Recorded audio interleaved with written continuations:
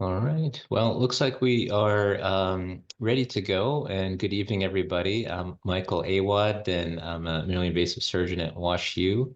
I'd like to introduce my co-host, Dr. Ivy Haskins, a minimally invasive and foregut surgeon at Nebraska. And Dr. Haskins, good evening. Welcome. We'll kind of hand it over to you to take us into our part two of our SAGES Absite General Surgery Review webinar. Yes, thank you very much. And welcome to everyone who is joining us. We have a lot of good content to cover, so we're just gonna hit the ground running. I'd like to thank all of our attendees for joining us tonight. This is SAGE's General Surgical Review Part 2 in preparation for the upcoming ABSITE. So to prepare you for tonight's webinar, this is a brief sort of schedule of how we're going to tackle the topics. I'll do a brief overview of how the session works, and then we will have 4 faculty who will be reviewing surgical critical care and trauma, breast and endocrine, vascular surgery, and miscellaneous topics. And these are heavily tested on the ABSITE. So before I begin, I wanted to encourage those of you who are not yet members of SAGES to consider joining the SAGES organization, which we are all a part of. And I think it's everyone's favorite organization. The vision of SAGES is to reimagine surgical care for a healthier world through innovation, education, and collaboration. SAGES has many values, including inclusivity, innovation, service, excellence, global community, and of course, the unofficial value of fun, which I think most of us can attest to. Some of the benefits of being a SAGES member includes a discount to the annual SAGES meeting, access to cutting-edge education and professional development through webinars such as the one tonight, and a global network of over 7,000 colleagues, and honestly, I would call a lot of them friends, who really do want to be your friend and support you sort of in your advancement through the MIS world. For those of you looking to be more than just a member, SAGES also has opportunities for committee involvement and leadership opportunities, sort of at all levels of training. And SAGES truly is an organization that wants to hear everyone's voice. There are different tiers of SAGES membership, and for many of you on the webinar tonight, it would be either the candidate membership or medical student membership, which you can transition to an active membership once you finish your training. If you're interested in finding out more, you want to join, please head on over to the SAGES website for additional information. And then finally, a reminder that the SAGES annual meeting this year will take place in Long Beach, California from March 12th through the 15th. Our hearts truly do go out to our colleagues in California and across the world who have either personally or have family or friends that have been impacted by the wildfires, excuse me. We continue to keep you in our thoughts, and we thank those of you who are joining us who are experiencing some personal strains from the wildfires. So this is just a brief outline of the topics covered on the ABSITE. And for those of you that joined us on December 10th, we reviewed the first 12 listed topics, which are really some core general surgery topics.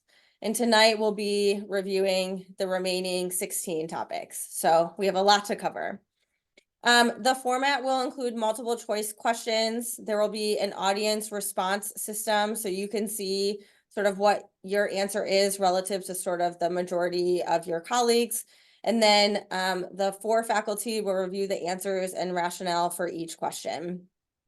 Please, we would encourage you to ask questions during this webinar. The question and answer box will be active for you to ask questions, either for clarification, if you're having confusion about an answer, or to sort of better clarify a rationale. And then I'd like to take a minute to thank our sponsor, TrueLearn. So the TrueLearn Smart Banks combine high quality exam style questions, comparative analytics, learning science principles, and individualized testing behaviors to guide trainee learning and increase performance on high stakes exams, including the upcoming ABSITE. So this is our 2nd year partnering with TrueLearn, and we are very grateful to be working with them. Okay, and with that, I'm going to stop sharing And we are going to transition to our first topic.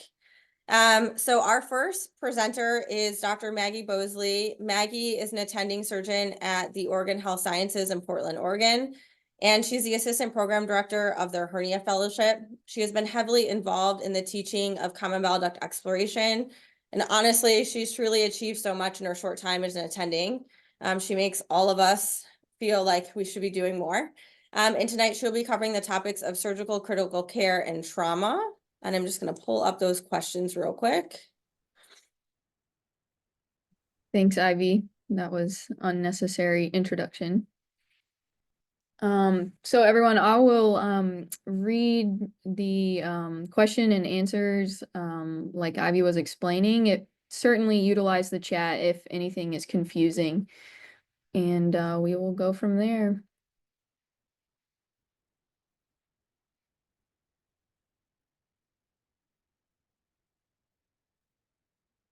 Oh, wow, I gotta make my screen bigger to read. Let's see. I can also, I think, make mine bigger too. Hold on, I got it. I guess I'm just getting old here. Okay. Boop. All right. Sorry. All right, first question. We're just gonna get started. So a 28-year-old man sustains multiple gunshot wounds to the chest and abdomen. En route to the trauma bay, he has progressively worsening hypotension, refractory to fluid boluses. On arrival, he has a faint pulse.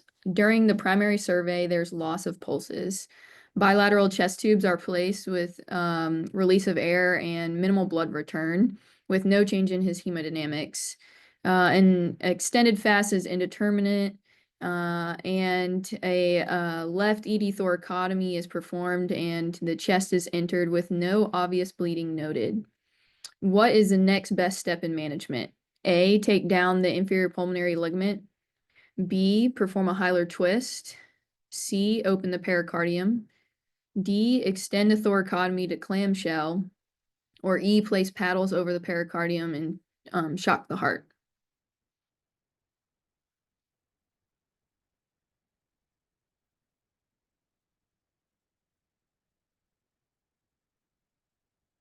So the poll is up. You guys should be able to answer.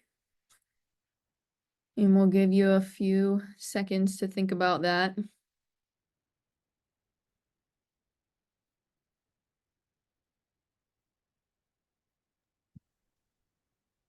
It doesn't look like anyone's responding. Is anyone able to see the poll to answer the question?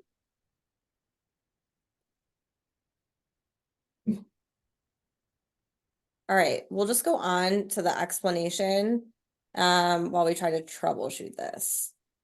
Okay. All right, so the answer is C, which is open the pericardium. So I think the important things here to note, what they were trying to clue you into, was that the patient experienced penetrating trauma and lost pulses in the trauma bay, so moved on to ED thoracotomy. And the first thing you want to do is open up the pericardium to release any potential tamponade. I think these are not our percentages, but some people who are using TrueLearn picked A, which would be take down the inferior pulmonary ligament. You would do that in order to access the aorta and clamp it.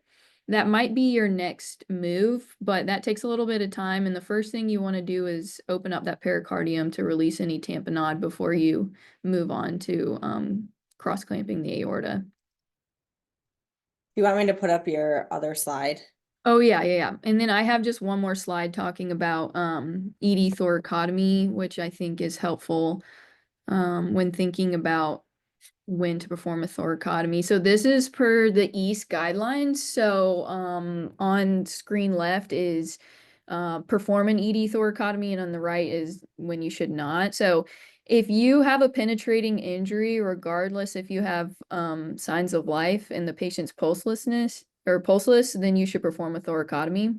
If the patient comes in with a blunt injury, has signs of life, and then loses pulses, you should also do an ED thoracotomy. But if the patient comes in, has That was supposed to say no signs of life. That's actually a typo on mine. But for no ED thoracotomy, if the patient has no signs of life and they are pulseless, you, in a blunt injury, should not pursue ED thoracotomy.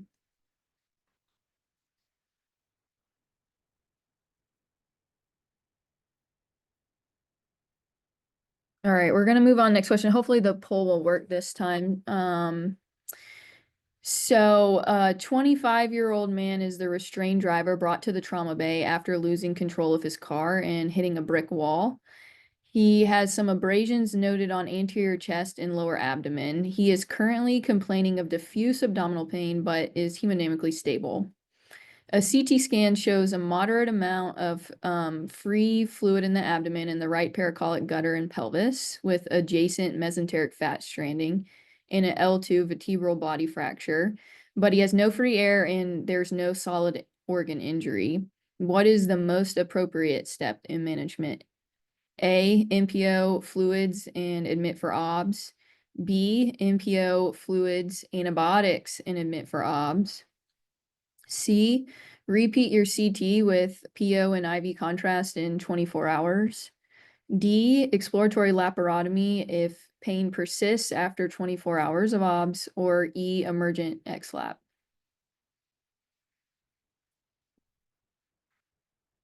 I think maybe our poll is going to be working. There it goes.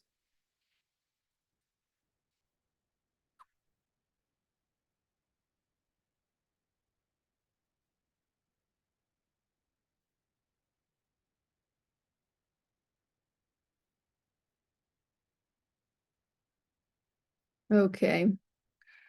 We'll end the poll here. Oh, the majority of people said E, which is correct.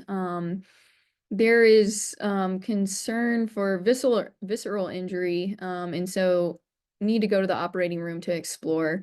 You could start with laparoscopy and convert to a laparotomy, but the injury needs to be identified.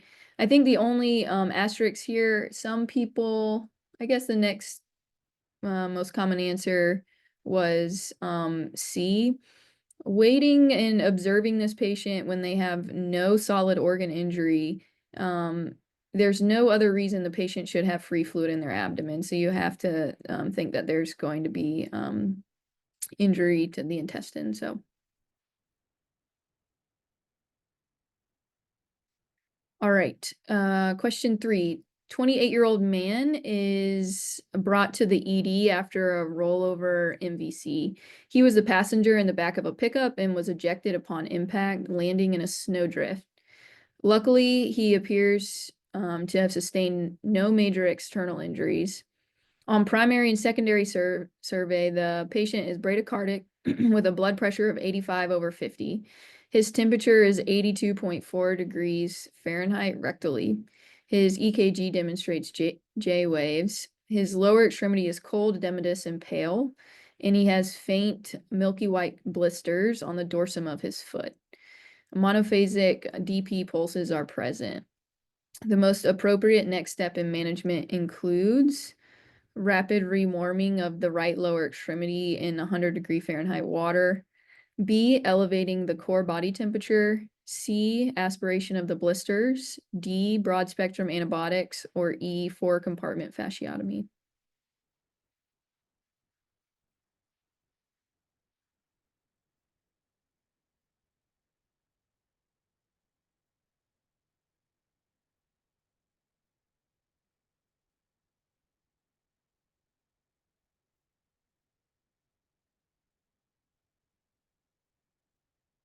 All right. The majority of people said B, which is correct. The first thing to do would be to elevate the patient's core body temperature since it was 82 degrees, and then you can focus on his extremity.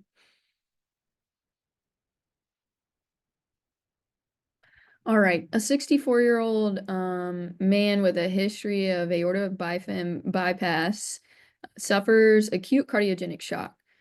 After maximum pharmacologic treatment, the patient continues to have chest pain. His blood pressure is 86/45. An echo is performed and shows reduced EF and severe aortic regurg. The primary team is consulting for an intra-aortic balloon pump. An intra-aortic balloon pump is contraindicated in this patient. A, due to severe aortic regurg. B, due to his history of aorta bifid bypass. C, due to his hypotension. D, if the primary team is going to use anticoagulation, or E, due to his reduced EF.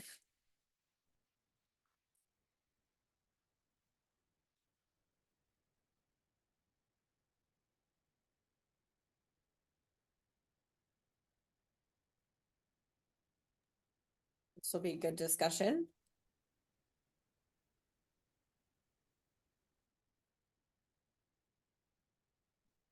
Great. I'm gonna end the poll there. So we had the majority of people answering either A or B. So the correct answer is A, due to his severe aortic regurgitation. Ivy, can you scroll down a little bit? Yeah, so an intra-aortic balloon pump is going to expand during diastole to help fill the arteries in the heart and perfuse the heart at a time where it's experienced ischemia. And then during systole, the balloon goes down and actually can increase your ejection fraction by kind of creating a vacuum there. And so if you have severe aortic regurg, when that balloon is up during diastole, it's going to make things much, much worse. They did, I think, try to throw out a distractor there with B, with the aorta bifid bypass. But these, that's not an absolute contraindication, and it could be, placed via the upper extremities, and is not necessarily even ruled out from being able to use the lower extremity. So I think just knowing the absolute contraindications is the important thing here. All right. What is the most common pathogen associated with a ventilator-associated pneumonia? A, E. coli, B, Klebsiella, C, Pseudomonas, D, methicillin-sensitive staph, or E, strep pneumoniae.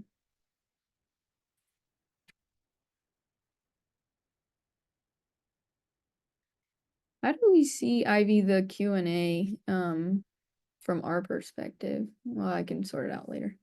It should, it's in the chat under Q&A.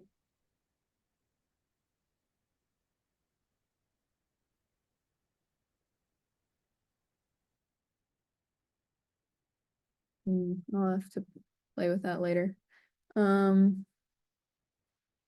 right, we have a wide distribution here. All right, so Pseudomonas is the most common. I think, well, D wasn't even our second highest, but where I think we're trying to trick or put out a distractor was MRSA is also a very common ventilator acquired pneumonia bug. So they snuck in methicillin sensitive Staph aureus. So it's MRSA and Pseudomonas. Those are kind of the two bugs you're going to have to memorize for VAP.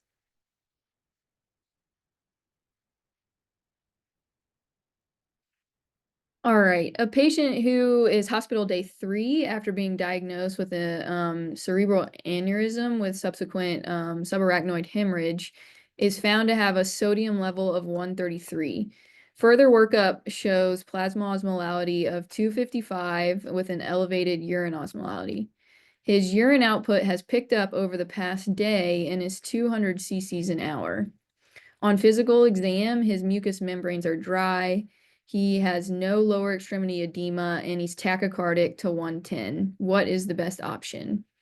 A, fluid restriction. B, fluid restriction with diuretics. C, demeclocycline. D, normal saline, or E, 3% hypertonic.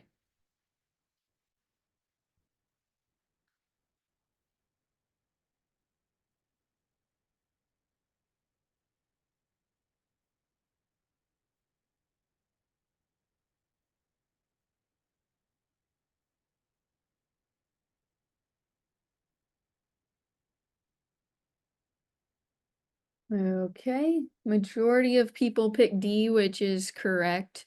I think the distribution on this was a little bit skewed. The important thing to clue in here is the physical exam that they're telling you about, that his volume status is the key part to kind of understand. And so basically the things that they're trying to draw a distinction between are SIADH, in which the patient would be hypervolemic and you would want to use fluid restriction, potentially some diuretics, or cerebral salt wasting, which is what the patient is experiencing here, and they're dry. So you need to start with normal saline infusion.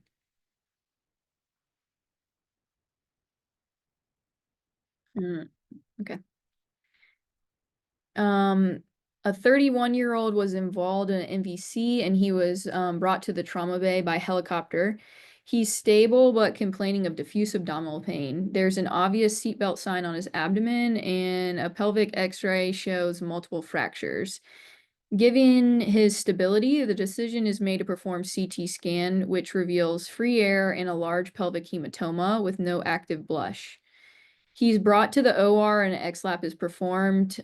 Single small bowel perforation was resected, and there were no other injuries noted except for what appears to be a non-enlarging RP hematoma in his right pelvis. What is the most likely etiology? A, blunt injury to his right kidney in zone 2 with extension to zone 3. Blunt injury to a small branch of internal iliac, bleeding from bone. Blunt injury to presacral veins, or blunt injury to a small branch of the external iliac artery.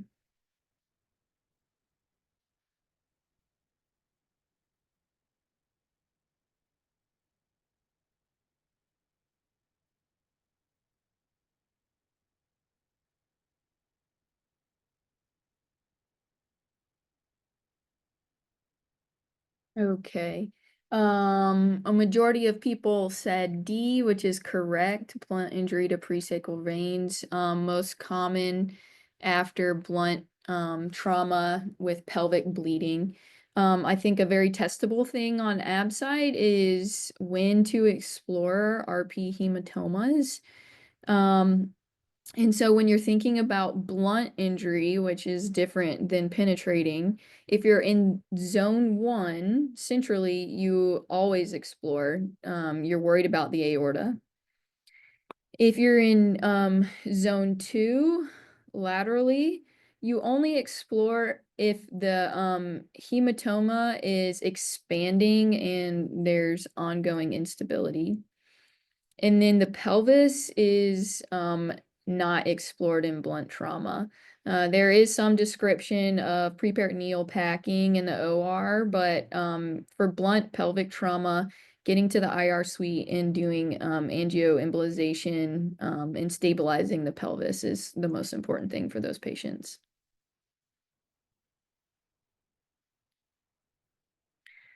Okay, 35-year-old woman involved in MVC reports that her knee hit the dashboard during the accident. On exam, she has a flex, shortened, internally rotated, and adducted right lower hip. What associated injury should she be evaluated for? A, bladder, B, popliteal artery, C, sciatic nerve, D, obturator artery, or E, femoral vein?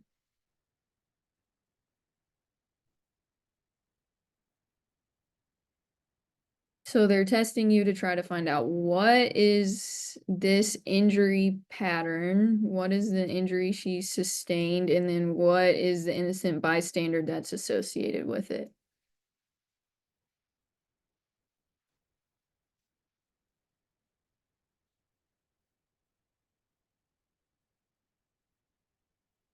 All right.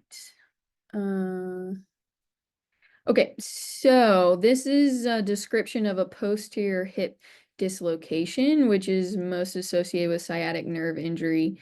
You can see those common injuries 1 through 5 on the explanation there. Take a picture of that. Those are the most commonly tested injuries in innocent bystanders. These are very easy points.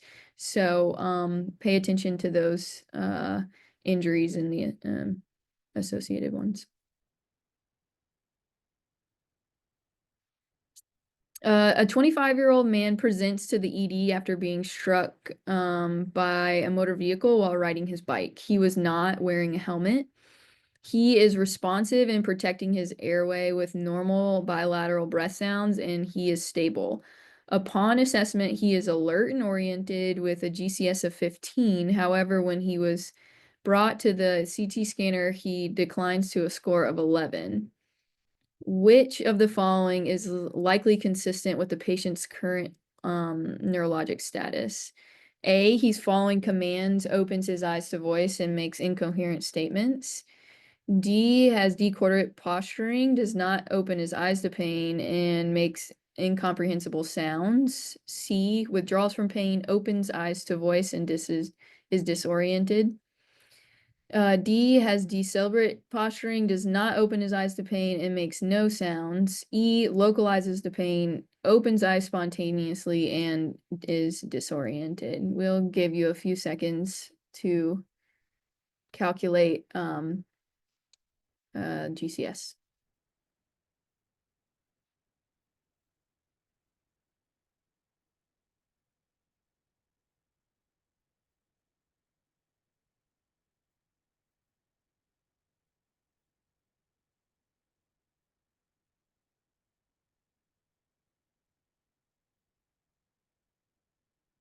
Okay.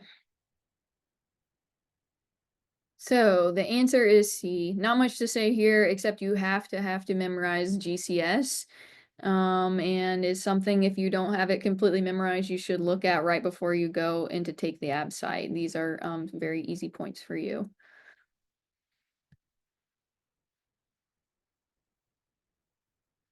All right, on the home stretch here for trauma. A 22-year-old male presents hypotensive following a high-speed MVC.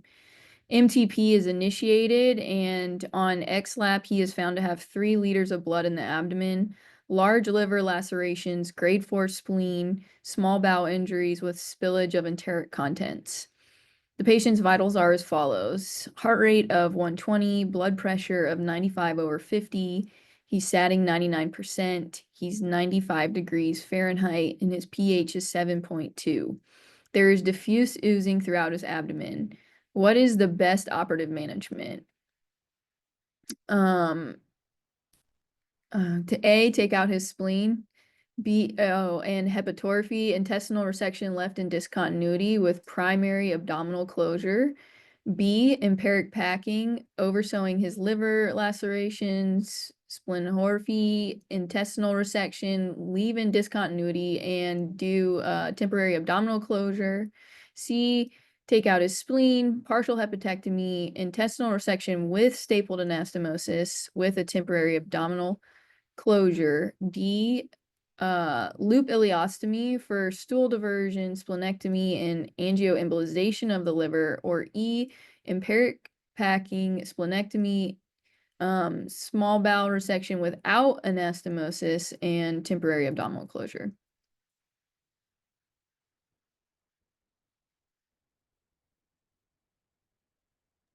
Those are long possible answers, Maggie. So if you're taking this test, are there some strategies that you would use to answer this in a timely fashion? Yeah, I would think about what are they trying to clue me into with his vitals. They're obviously hinting at something, and so anytime that I'm seeing abdominal closure or definitive, you can just move on quickly, I think, from that answer, and you don't even have to read each individual thing. And I think the last few words in each answer is going to kind of clue you into whether or not that's a viable option for the patient. And most of you were looked like you got that question. So the patient's kind of in this lethal triad of trauma, and they need to get out of the operating room quickly. I think the only real difference between B and E was whether or not you take out the spleen. If the spleen is bleeding in this patient, that's you know, oozing and significant trauma, the best thing to do for them is to remove their spleen rather than to try to you know, oversew it. So that's the only difference there. 35-year-old is brought to the trauma bay following a gunshot wound to the right butt. His vitals are heart rate of 100, blood pressure of 120/70. His respiratory rate is 20, and his temperature is 99.7 degrees Fahrenheit. He has a CT scan with rectal contrast that demonstrates a major injury to the middle third of the extraperitoneal posterior rectal wall. No other associated injuries are found. What is the most appropriate management? A, diverting colostomy with primary repair if possible. B, segmental resection with primary anastomosis. C, segmental resection with primary anastomosis and diverting colostomy. D, primary repair, or E, primary repair with presacral drainage.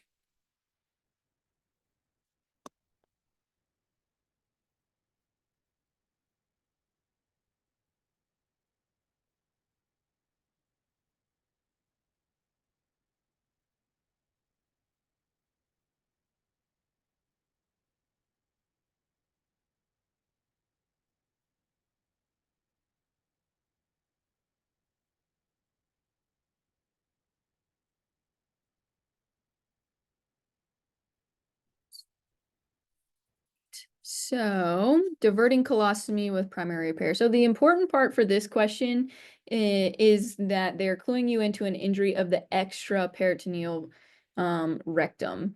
So the extraperitoneal rectum, if it is injured, the treatment is just diversion. And if you can get to it and primary repair it, that part is good too. If you have an intraperitoneal injury to the rectum, that's treated just like a colon injury. So that would be treated with resection and anastomosis. And you could also protect it with an ostomy. Okay. Which of the following patients should receive steroid treatment after the diagnosis of traumatic spinal cord injury? A 15-year-old boy with no comorbidities and incomplete cervical spine cord injury. B, 15-year-old boy with no comorbidities and a complete cervical spinal cord injury. C, 35-year-old with AIDS and incomplete cervical spinal cord injury. D, 35-year-old with type 2 diabetes, incomplete cervical spinal cord injury. Or E, 55-year-old on high-dose prednisone for RA and an incomplete cervical spinal cord injury.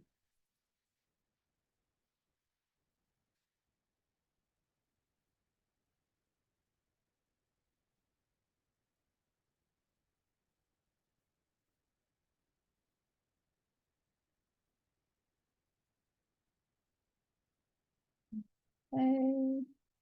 All right, majority of people picked E. So what they're really trying to hone in here is whether or not steroids are indicated for spinal cord injury, which is not true, but E was the correct answer because the patient is on high-dose prednisone.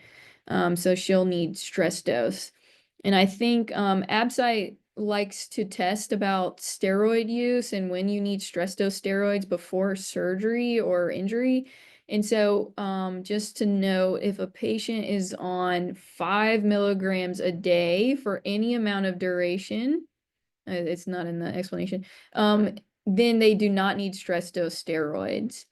And if they're on any dose of steroids for less than 3 weeks, they also don't need stress dose steroids. So those are just two important things to keep in your back pocket. Okay, last question for trauma. 26-year-old presents to the trauma bay after being involved in MVC. She's unrestrained driver, traveling at 35 miles per hour. She reports being flung forward when her chest made direct contact with the steering column. She's complaining of chest pain and having difficulty taking deep breaths. She's currently satting 90% on 6 liters of oxygen by nasal cannula. Her chest x-ray demonstrates multiple rib fractures of the left 6th, 7th, and 8th ribs with pulmonary contusion. She's admitted to the ICU where she promptly decompensates and requires intubation for respiratory support. In regards to surgical management of flail chest, including rib fixation and stabilization, there's no difference in length of ICU stay in patients who are surgically stabilized versus those who are managed conservatively. B, there is a higher incidence of pneumonia when compared to those who do not undergo rib fixation. C, there is no difference in total lung capacity post-operatively versus conservative management. D, initial treatment of flail chest involves oxygenation, vigorous fluid resuscitation, and providing adequate analgesia to improve ventilation. Or E, surgical stabilization may lead to earlier extubation.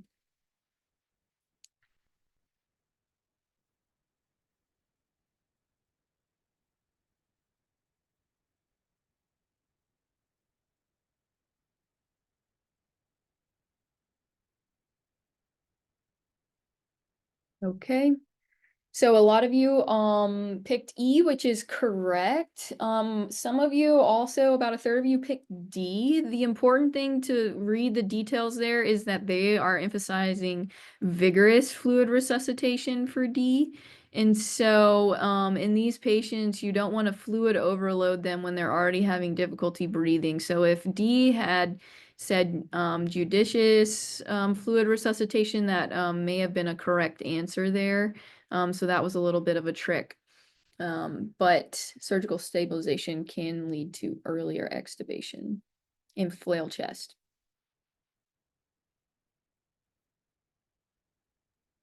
All right, Maggie, thank you so much for reviewing the trauma and critical care questions. I'm going to invite Dr. Awad back on to introduce our next speaker. All right. Terrific job, Maggie. And thank you again for leading us through that. I'd like to now introduce Dr. Amy Rosenbluth. Dr. Rosenbluth is a veteran to this ABSITE webinar, has joined us for many years and is invited back by popular demand due to her terrific knowledge and hosting. She's at Stony Brook University, serves as an associate program director for the general surgery residency program, and is a minimally invasive bariatric and foregut surgeon. Welcome, Amy. Thank you so much for being here. Thank you so much for that kind introduction. Okay, so we're going to get started on the breast and endocrine review. First question, a 54-year-old woman is undergoing breast conserving therapy for a 1.4 centimeter ER/PR positive HER2 negative invasive ductal carcinoma. What is the appropriate oncologic resection margin? A, 2 millimeter margins. B, resection to 1 centimeter margins. C, no ink on margins to eliminate need for post-op radiation. D, resection of all multicentric disease with clear margins. Or E, resection of tissue to a clear margin to reduce local recurrence.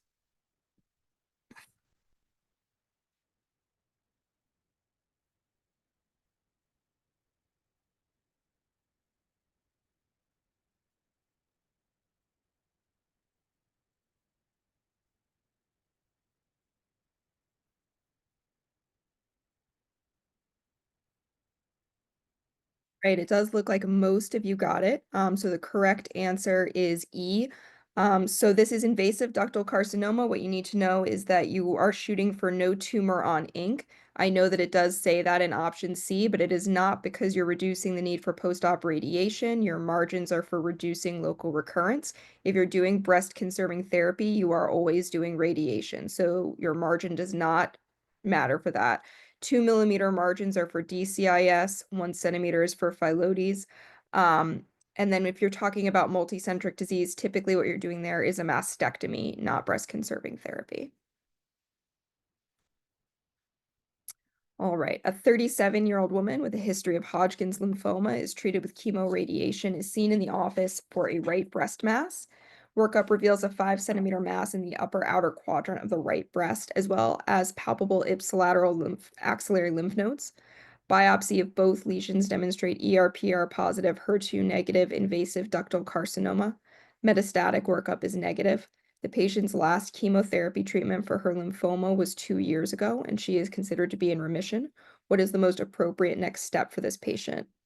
A, neoadjuvant chemotherapy, B, modified radical mastectomy, C, selective estrogen receptor modulator, D, aromatase inhibitor, or E, radiation therapy.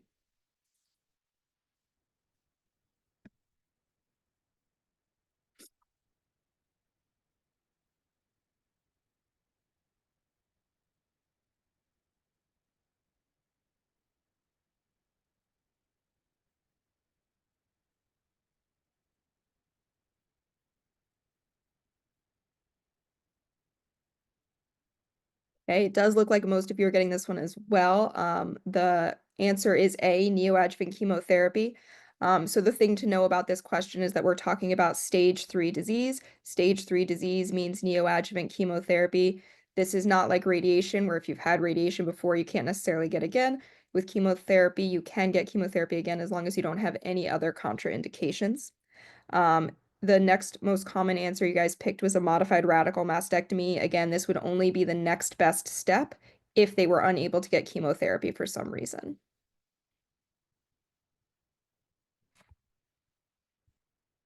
All right.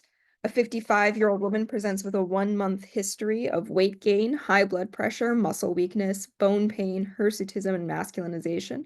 The patient reports her father had similar symptoms before he passed away 10 years ago. What is the most likely diagnosis for this patient? A, congenital adrenal hyperplasia due to 21-hydroxylase deficiency.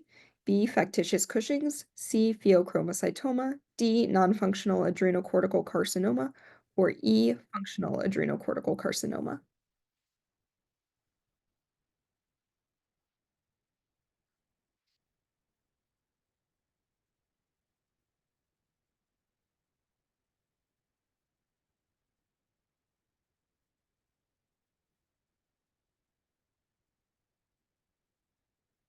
All right, you guys are crushing it with this particular answer, so I don't think we're going to have to do a ton of explanation, but the answer is functional adrenocortical carcinoma. Cushing's plus virilization is this. It's most common in the 1st and 5th decades of life, women more common than men. For A, which was the next highest answer, typically you would have hypocortisolism and hypoaldosteronism with this, so that doesn't fit the answer. The rest you guys kind of knew were not the answer. All right, a 22-year-old woman presents to the emergency department with truncal obesity, round face, fragile skin, depression, and abdominal striae. A low-dose dexamethasone suppression test and a 24-hour urine cortisol confirmed Cushing syndrome. Plasma adrenocorticotropic hormone is depressed. What is the next best step in her workup? And while you guys are answering this, I will say I think every year I took ABSITE, there was a question similar to this. So it is really important to know those low dose, high dose dexamethasone suppression test and Cushing-esque questions.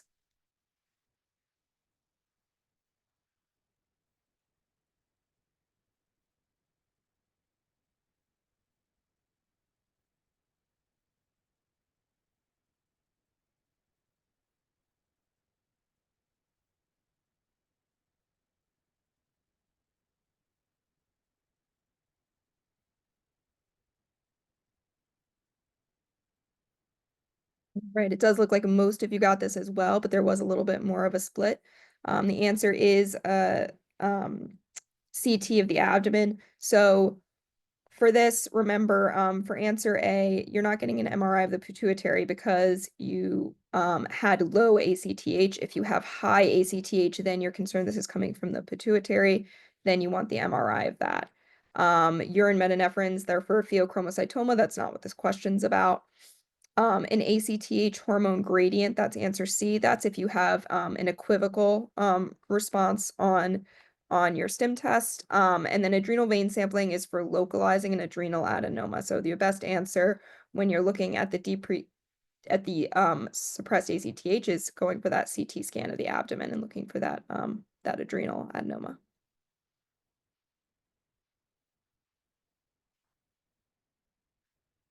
Okay. 42-year-old woman, premenopausal, undergoes a left breast core needle biopsy of microcalcification seen on a mammogram. Pathology demonstrates lobular carcinoma in situ. A needle localization is performed. All calcifications are captured within the specimen, and the final pathology shows LCIS. Which of the following is the next best step in the management of this patient? A, observation with follow-up mammogram in 6 months. B, administration of anastrozole.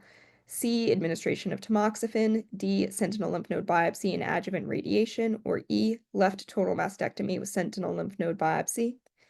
While you guys are answering, another kind of test prep tip, don't sleep on that next best answer. That can sometimes mean that there's more than one correct thing to do, but you're looking for the next step, not the total step. If that makes sense.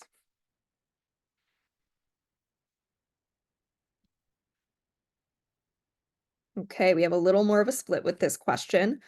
So the correct answer is C, administration of tamoxifen. So LCIS is not malignant, but it increases your risk of malignancy. You have a higher chance of malignancy in the future, and so you should take tamoxifen, which decreases your risk of malignancy by 56%, and you're going to be prescribed tamoxifen for 5 years. The next most common answer that you guys had said was an observation follow-up mammogram. I can understand why you guys would pick that because, again, you know it's not a malignancy, but you do want to reduce their risk of malignancy in the future, so you should give tamoxifen.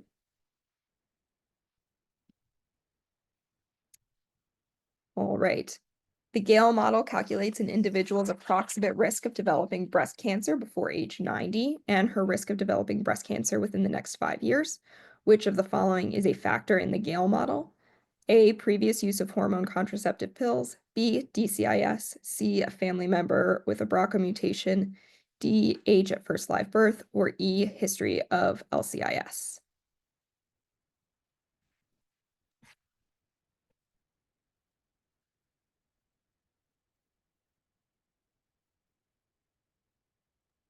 Some things you just have to memorize, right? I was just about to say there's going to be some questions that you just got to know. And it does look like most of you guys know it. The answer is D, age at first live birth. The others are not part of the Gale model, but there's no great way to kind of figure your way out through this question. You just have to know what makes up the Gale. Okay, 45-year-old man presents to a local clinic with complaints of epigastric pain and diarrhea. He was diagnosed with peptic ulcer disease 6 months ago and was put on a PPI, which did help relieve some of the pain. He has not followed up since that time. The patient is scheduled for an EGD and a small bowel endoscopy, which shows 3 ulcers in the jejunum. Fasting serum gastrin is 500. What is the next step in diagnosis for this patient? A, secretin stim test. B, MRI. C, EUS. D, CT scan. Or E, PET CT.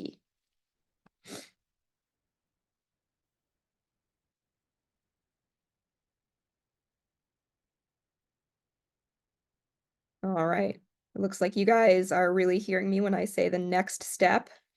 Most people got this, and the next step is a secretin stim test. So what you want to do is determine for sure that you have a gastrinoma. That's what this question's getting at. If his gastrin level was over 1,000, then that is diagnostic. But given that it was 500, then it's suspected. You do a secretin stim test, and you should see a 200 increase over the 2, 5, 10, or 15 minutes of secretin administration. The rest of these options are all options you can do to localize your gastrinoma, but first you need to diagnose it.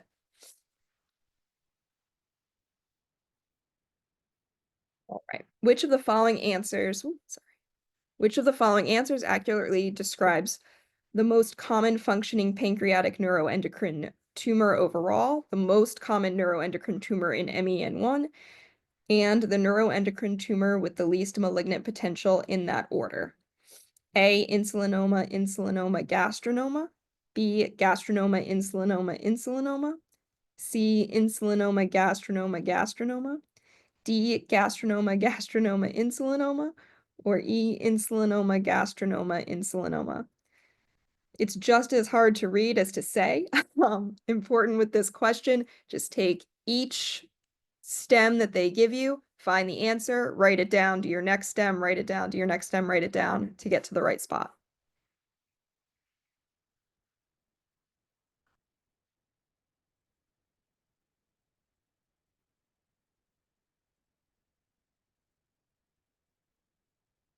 All right, most of you are getting this one as well. So this is E, insulinoma, gastrinoma, insulinoma. So the most common functional neuroendocrine tumor is an insulinoma. The most common neuroendocrine tumor overall would be non-functional. For MEN1, it's a gastrinoma. The least malignant is an insulinoma. And just so you know, the most malignant potential would be a glucagonoma.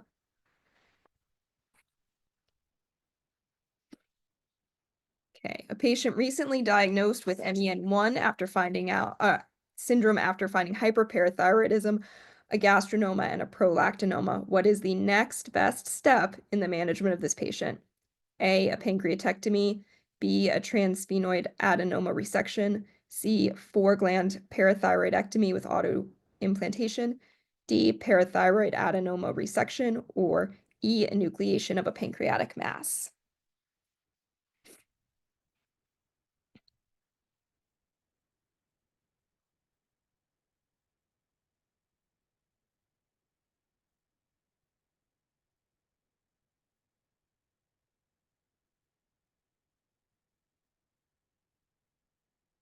All right, looks like most of you are getting this one as well. You guys are really crushing breast and endocrine tonight.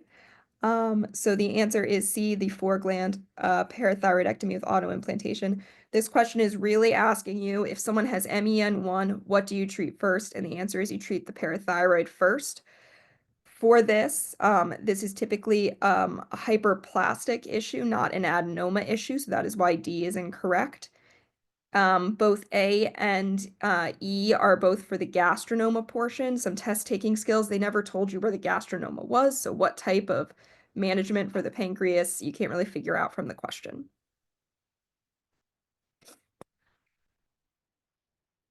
A 31-year-old woman presents to the office complaining of a several-week history of heat intolerance, palpitations, and diarrhea. On exam, her upper eyelids appear retracted. Her laboratory value shows an elevation in T3 and T4 and a low TSH, as well as the presence of thyroid antibodies. In which of the following situations could radioactive iodine be used? A, first trimester of pregnancy, B, while breastfeeding, C, for Graves' disease, D, with severe exophthalmos, or E, the third trimester of pregnancy.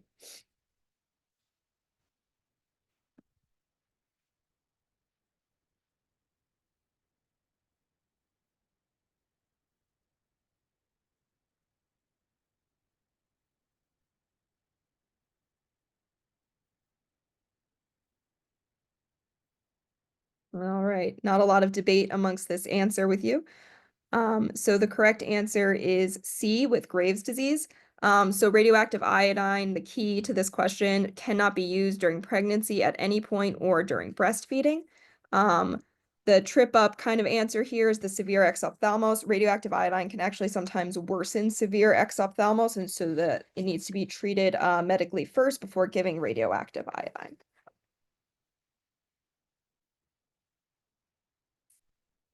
A 53-year-old woman presents to the office with a solitary thyroid nodule that's 1.3 centimeters in size, asymptomatic, and discovered incidentally during a routine physical exam. There's no family history of thyroid cancer, no history of radiation exposure. Her thyroid function tests show an elevated TSH. The thyroid nodule is palpable, firm, and mobile. A thyroid ultrasound is performed showing a 1.3 centimeter hypoechoic nodule with irregular margins and microcalcifications in the right lobe of the thyroid gland. What is the most appropriate next step in the management of this thyroid nodule? A, thyroid scintigraphy, B, FNA, C, measurement of serum calcitonin, D, watchful waiting with a repeat ultrasound in 6 months, or E, a total thyroidectomy.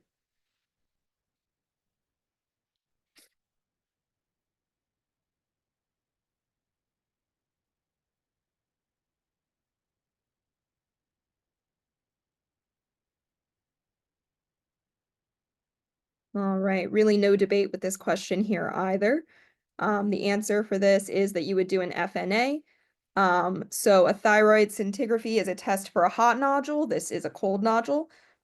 They gave you almost every concerning feature that a thyroid nodule could have in the stem, so this clearly needs an FNA. I would not just watch this with another ultrasound. You don't want to do a total thyroidectomy without your diagnosis, and a serum calcitonin would be looking for medullary thyroid cancer or MEN2, and that was not really given as part of the stem at all.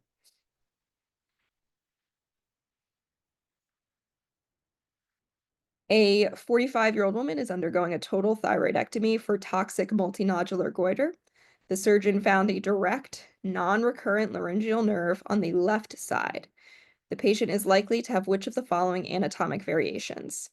A retroesophageal subclavian artery, B, an absent innominate artery, C, the right common carotid and right subclavian arteries originating directly from the arch, D, a right-sided aortic arch, or E, arteriolussoria. Again, this is something that you just sort of have to know.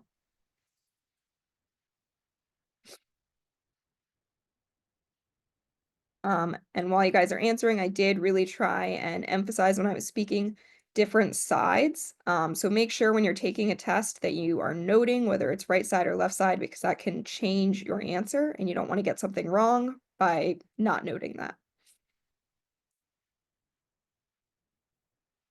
All right, and it does look like most of you got this as well. The answer is a right-sided aortic arch. Whereas answers A and E, some people did pick those. Those are more common if you have a non-recurrent right. And I think that gets us through breast and endocrine. Thank you so much, Amy. What is this, year 6, I think? I don't know. I think I started in 2020, so maybe my 5th. Yeah.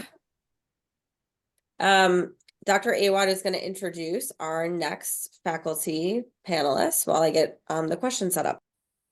All right. Thank you again. Extend my thanks to Amy for a phenomenal walkthrough on that topic. And it is, again, my distinct pleasure to introduce another return panelist, Dr. Vipul Khetaurpaul.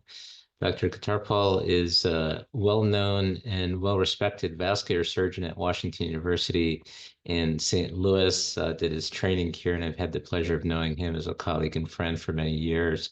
And we've invited him here because of his phenomenal in-depth expertise on this topic. Welcome, Vipul, and thank you for being here.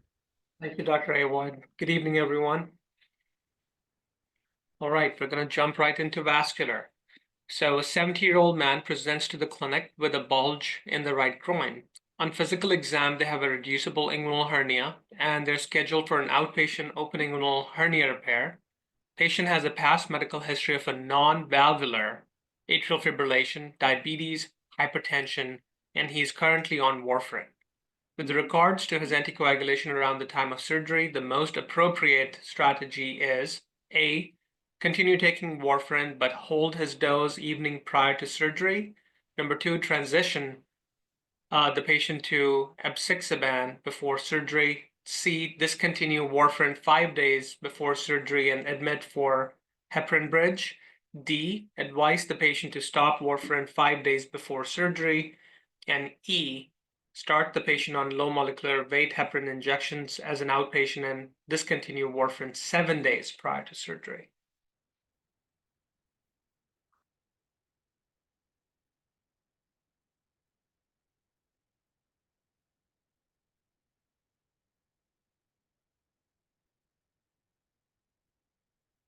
All right, I think the vast majority of you got this question correctly. So essentially, this is a question of CHAD score. And in CHAD scores for atrial fibrillation for patients who have non-valvular AFib, you have to consider 2 main factors that contribute to CHAD score the most, which is age more than 75, and number 2, previous history of strokes. So this is a patient who's younger than that, who's undergoing a low-risk surgery. So it would be very appropriate and safe to hold their anticoagulation 5 days prior to surgery without bridging. Now, if they had a valvular issue around the time of, if they had a valve or valve-related AFib, etc., then you would probably try to bridge them to reduce their perioperative risk of stroke.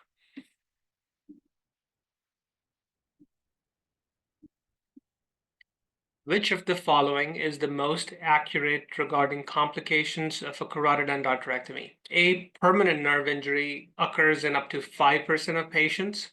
B, cerebral hyperperfusion syndrome can lead to delayed intracerebral hemorrhage.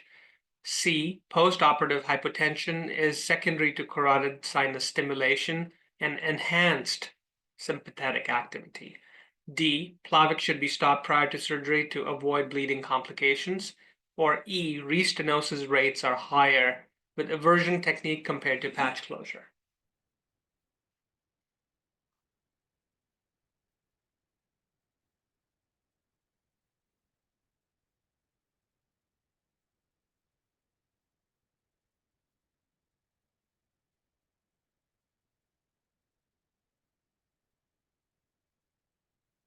All right, so a mixed bag of results with this question. So the correct answer is B. Cerebral hyperperfusion syndrome can lead to intracerebral hemorrhage. So let's go take them one by one. So permanent nerve injury actually happens only in 0.5% of patients. Around 5% of patients can have neuropraxia after surgery, but it's generally not permanent. Postoperative hypotension generally happens because there is actually decreased sympathetic activity from manipulation of the carotid sinus and the carotid bulb.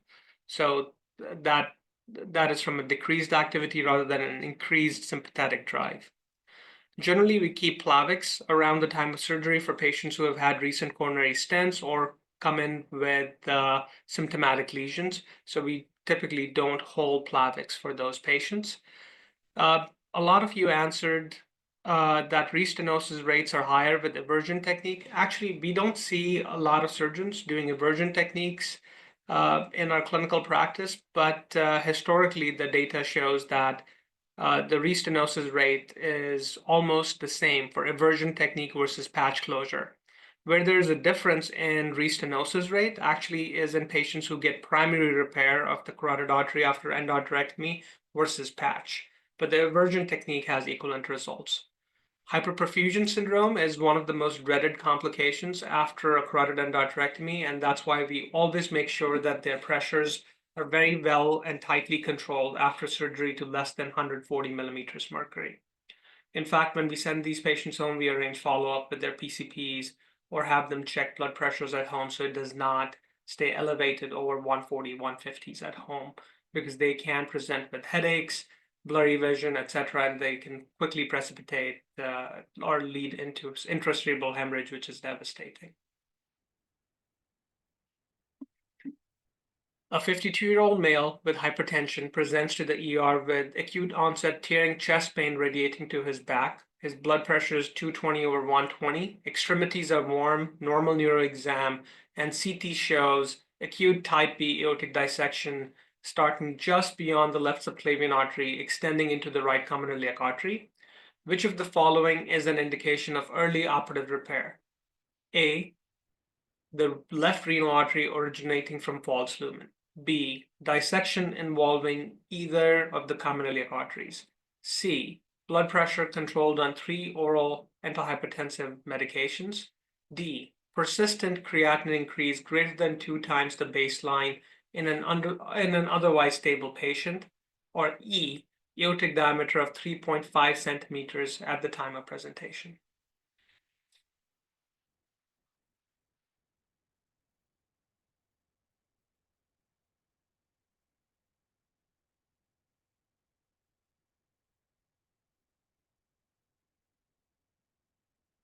All right, I think we got the responses. So the correct answer is D, which is persistent creatinine increase greater than 2 times.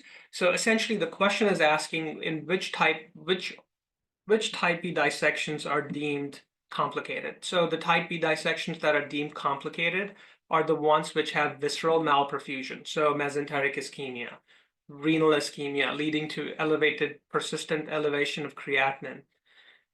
Patients who have persistent severe chest pain despite antihypertensive management, patients who have impending rupture or rupture at the time of presentations, or patients who have aortic diameter greater than 44 millimeters at the time of index presentation, who have a higher chance of degenerating that segment shortly thereafter, leading to complications. So just the fact that the left renal artery originated from the false lumen is not enough for it to be malperfused, for us to say that this patient needs an intervention.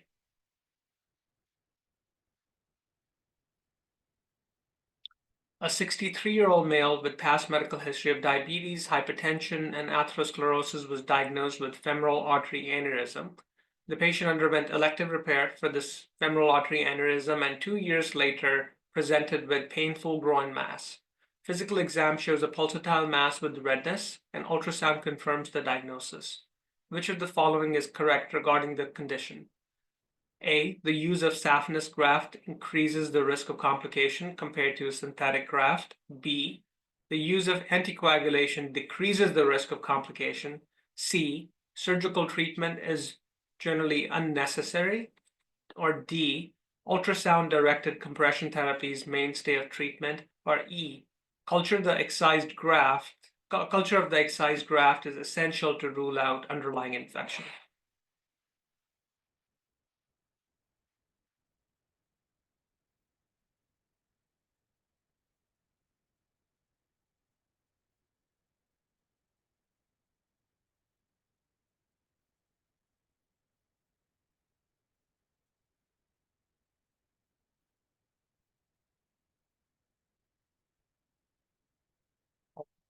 So essentially, they're describing a patient with anastomotic pseudoaneurysm. These generally present like 4 or 5 years out after their index surgery. They're generally sterile, so there's generally no underlying infection. If it's an infection-related pseudoaneurysm early on in the perioperative period, we generally think of gram-negative infections or Staph aureus infections. But when it occurs, years down the road, it's generally because of aneurysmal degeneration of the native artery beyond the graft. It happens more often with prosthetic grafts compared to your saphenous vein grafts. And we always send these for cultures because generally we want to rule out any underlying indolent low-grade infection like coag-negative staph infections. But generally these cultures come back sterile, but we still like to rule those out to see if any additional treatment is warranted around the time of repair. You cannot do ultrasound-guided compression for these, which generally is the mainstay of treatment for actual pseudoaneurysms from arterial interventions like angios, etc. So ultrasound-guided compression would not work for something like this. 66-year-old woman with ESRD is referred to you for hemodialysis access. Patient underwent a right radiocephalic fistula creation. Which of the following is correct regarding the complications of hemodialysis access creation? A, early thrombosis is likely due to intimal hyperplasia. B, late thrombosis is due to technical failure. C, venous hypertension is a specific complication of synthetic graft use. D, failure to mature is due to presence of arterial branches. Or E, hand ischemia occurs when compensatory mechanisms are inadequate.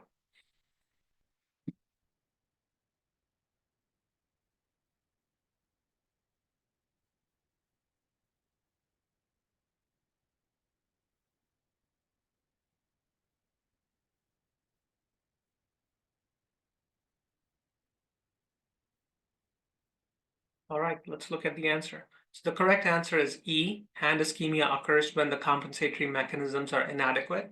So failure to mature is actually not because of presence of arterial branches. It's generally because of presence of venous branches that steal flow from the main cephalic outflow in this case, I guess. A lot of times, if their arterial inflow is poor, that can lead to failure of maturation too, but it's not generally because of arterial branches. Hand ischemia generally happens when the compensatory mechanisms like vasodilatation of the vascular bed, increased cardiac output to compensate for the AV fistula flow, or collateral flow through, say, the ulnar artery or the profunda brachii. If all of these mechanisms sort of fall short and there's a lot of flow that's going from the artery to the venous side, then generally patients present with arterial steal syndrome. And identification of these patients is very important early on, because if they start complaining of tingling, numbness, it can quickly progress to discomfort that's permanent and can lead to tissue loss, etc. So identification and treatment for arterial steal is very, very important in dialysis access management. A 55-year-old man is undergoing endovascular repair of a 5.5 centimeter symptomatic abdominal aortic aneurysm. After placement of the stent graft, opacification of stent graft is seen with some contrast outside the stent graft in mid portion of the aneurysm sac. The patient was then admitted to the ICU, and a repeat CT 2 days later showed a small amount of contrast within the mid portion of the aneurysm sac outside or away from the stent graft. What type of endoleak is described here? Type 1, type 2, type 3, type 4, or type 5? So essentially, this is a symptomatic aneurysm where they saw a little leak somewhere in the sac away from the graft, and they were satisfied with the case. They sent the patient to the ICU and then saw it again 2 days later.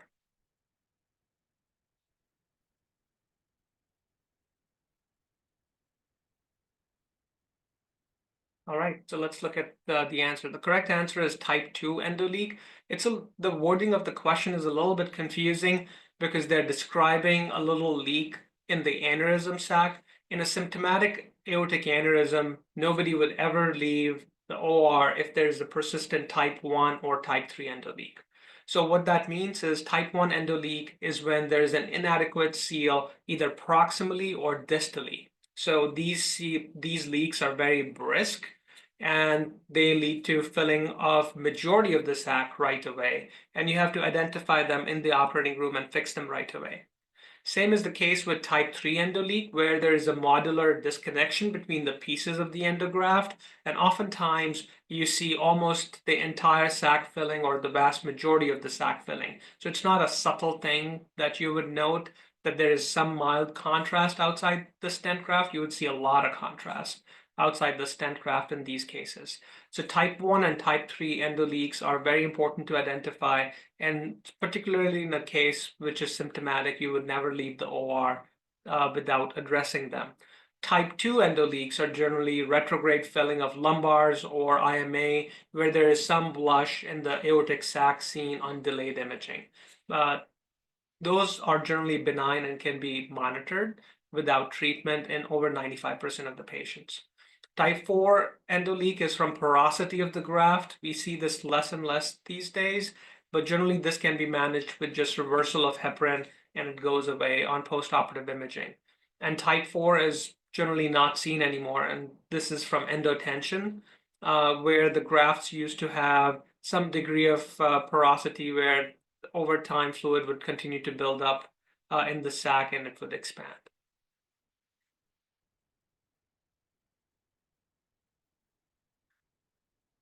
A 70-year-old man presents to his physician with complaints of claudication after walking 1 block. Non-invasive tests showed pressure drop between the femoral measurements and the popliteal measurements, which is consistent with disease in Hunter canal or adductor canal. Which of the following compose an anatomical border of Hunter's canal? A. Vastus lateralis, B. Rectus femoris, C. Adductor magnus, D. Biceps femoris, or E. gracilis. So it's essentially an anatomy question about adductor canal and its boundaries.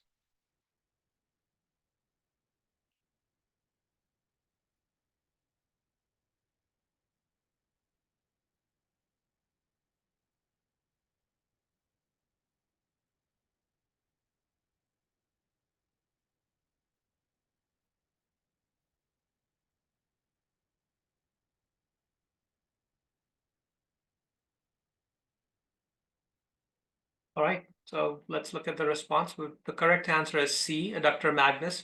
So essentially it's a memorization question about adductor canal. As you all know, that adductor canal is a very important anatomical space for vascular surgeons. We expose popliteal arteries and distal SFAs at this level. This is also one of the most common areas where we see a lot of atherosclerosis disease buildup. A lot of times stents placed at this level undergo a lot of flexion, extension, all kinds of movement. So we have to use a lot of special stents from this point downwards. Identification of muscles at this level are very important for us because we tend to expose the vessel at this level for performing above knee popliteal artery and distal SFA exposures. The boundaries of adductor canal or Hunter's canal are vastus vastus medialis, adductor magnus, longus, and then superiorly or in front of it, it's sartorius.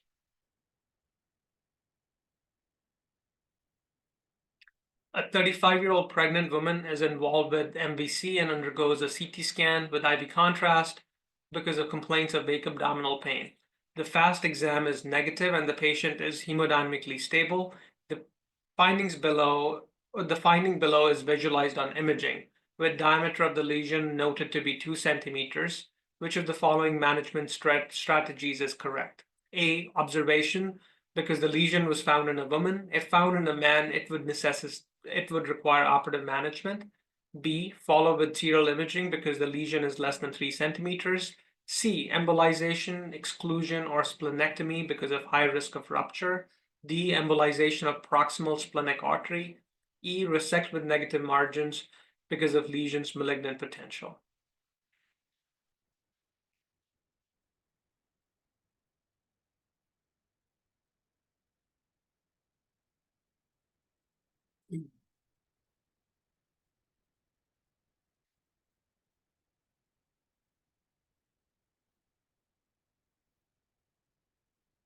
All right, so the correct answer is C, embolization, exclusion, or splenectomy. So this is a pregnant woman who's coming in with a splenic artery aneurysm. So in women of childbearing age or pregnant women, if a splenic artery aneurysm is identified, regardless of the size, you have to go and fix them right away because of very high mortality and morbidity associated with them.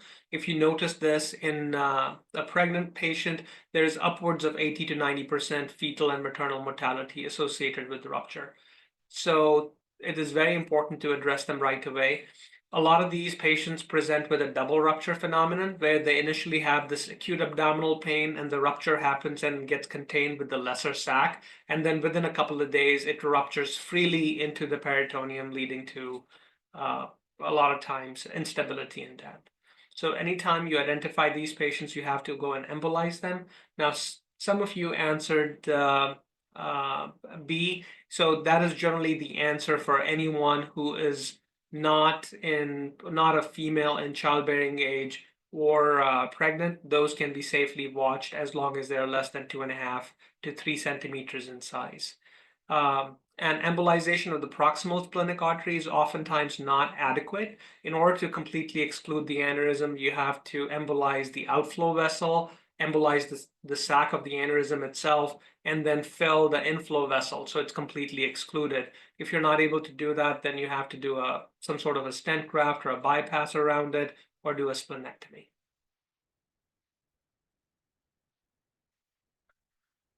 A 46-year-old otherwise healthy woman who just got off a trans-Pacific flight is found to have left leg swelling with extreme pain. An ultrasound is performed and it shows a non-compressible segment of common femoral vein extending into the external iliac vein.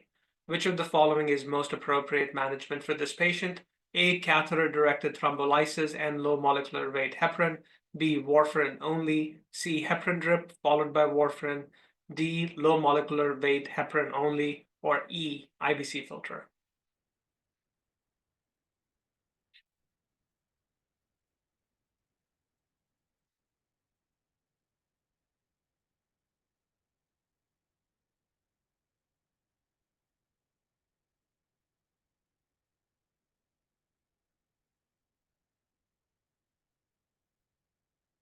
All right, so the correct answer is A, catheter-directed thrombolysis and low molecular weight heparin. So this is a low This is a well-functioning, low-risk patient who has iliofemoral DVT. So we know from the ATTRACT trial that early treatment of these patients will lead to less post-phlebitic or post-thrombotic syndrome long-term, improving their venous valve function and reducing their pain and swelling in that extremity long-term.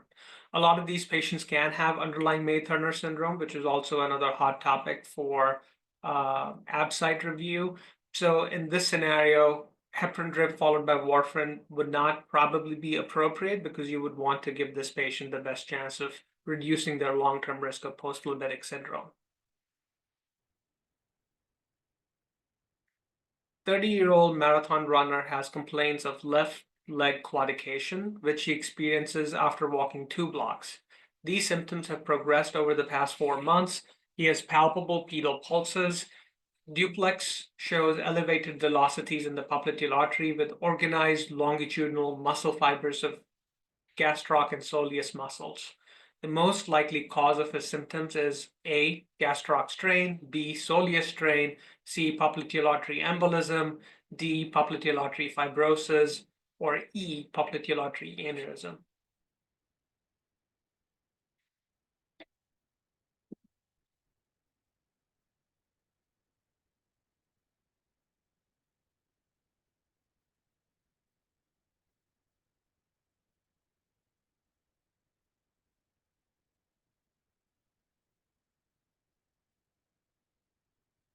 All right, so the correct answer is D, popliteal artery fibrosis. So this patient, based on their description and ultrasound findings, has popliteal artery entrapment syndrome. So anytime you see claudication in young, healthy patients, you're thinking that it's related to some sort of an external phenomenon leading to fibrosis. So it's a congenital anomaly where the medial head or the lateral head of the gastroc muscle shifts towards the popliteal artery, and with plantar flexion or dorsiflexion, with the movement of these muscles, it causes repeated trauma to the vessel wall, leading to fibrosis.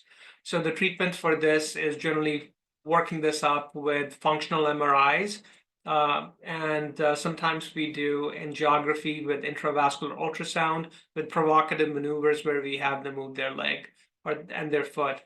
To see how the popliteal artery is getting compressed by these muscle fibers. And the treatment is open surgery with resection of these anomalous bands that are compressing the popliteal artery with or without reconstruction. Popliteal artery aneurysms are generally seen in older patients because it's related to atherosclerotic disease and oftentimes associated with other aneurysmal degeneration of their aorta, etc. So it's an age-related problem. 74-year-old woman has undergone right hemicolectomy for stage 3 colon cancer. Her Caprini score is 11. How long should she be maintained on low molecular weight heparin for thromboprophylaxis? A, 3 months, B, 4 weeks, C, until ambulating, D, while inpatient, or E, 6 weeks.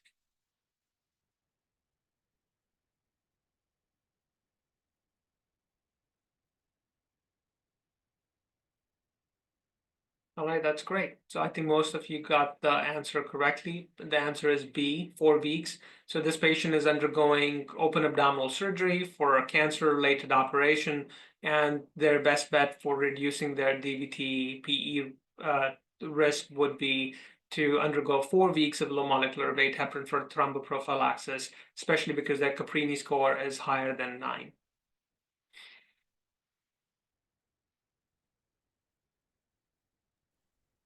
Okay, moving right along. All right, our next presenter is actually the chair of this webinar. So last but not least is Dr. Mike Awad. He really needs no introduction. He's really the brains behind how these general surgery review webinars were actually started. They initially included all faculty from Washington University in St. Louis, where he works.